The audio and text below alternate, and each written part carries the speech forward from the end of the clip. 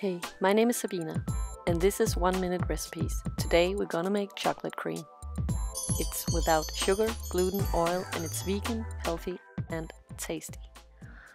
So you're gonna need half an avocado, 4 pitted dates, some raw cocoa powder, a pinch of vanilla, and about 4 tablespoons of plant milk.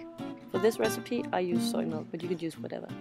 Then just add it all into a blender or a bowl, and then just blend it until everything is combined and it's completely smooth.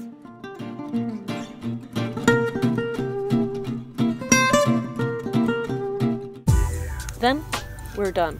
So you can put it in the fridge or you can enjoy it right away. I love to eat it with some fresh fruit on top of oatmeal or ice cream, but you can really use it for whatever you like.